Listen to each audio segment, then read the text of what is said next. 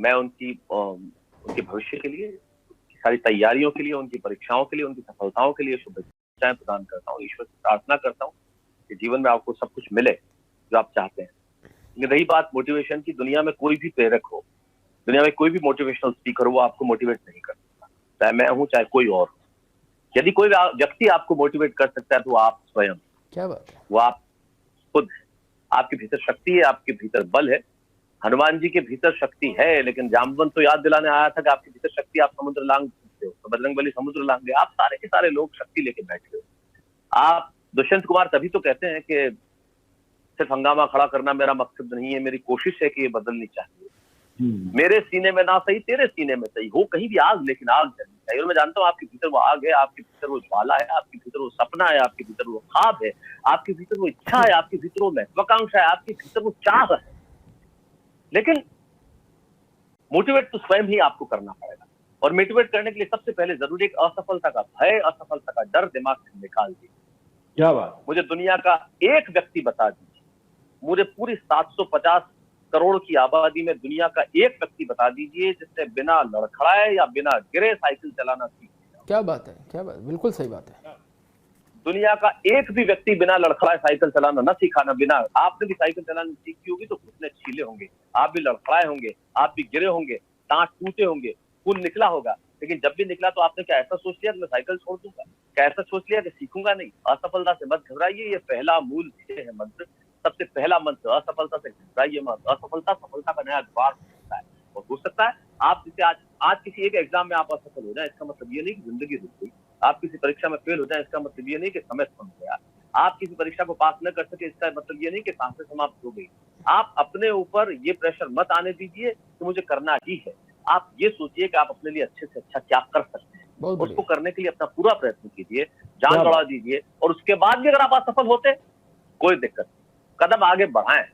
आपको दुनिया में कितने ऐसे उदाहरण चाहिए जो आप, अमिताभ बच्चन क्या रातों रात अमिताभ बच्चन हो जाते, बिल गेट्स क्या रातों रात बिल गेट्स हो जाते हैं। अमिताभ बच्चन की जंजीर आने के पहले अमिताभ बच्चन ने 12 लगातार फ्लॉप दिए, हर बार एक असफलता उनके दरवाजे पे थी, लेकिन वो आदमी टूटा नहीं, वो फीनिक्स पक्षी की तरह अपनी राख से जल के फिर खड़ा हो गया। यही एक आदमी का भाव होना चाहिए कि असफलता उसे तोड़े नहीं, असफलता उसे प्रेरित कर रखे कि अच्छा अब और बता, अब और आगे कितनी असफलता देगा। ये असफलताओं से घबराने की बात नहीं। आप यकीन मानिए, मैं बाल कवि के तौर पे इस देश में बहुत लोकप्रिय था।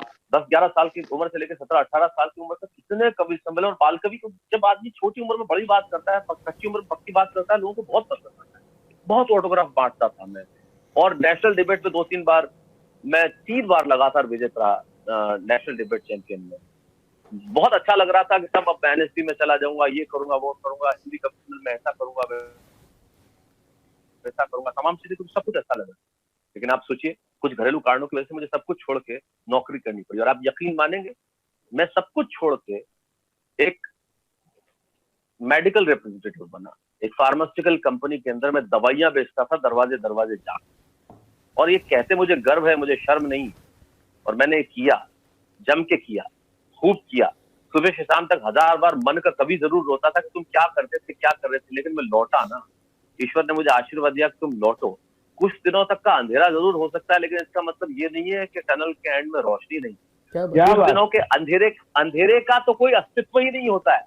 व्यास साहब, मैं आपके आज्ञा से निर्मल और अयोध्या की उपस्थिति में एक बात कहना चाहूंगा, एक बड़ी महत्वपूर्ण बात जो हर बच्चे को समझनी चाहिए कि इस दुनिया में अंधेरे का कोई अस्तित्व ही नहीं है।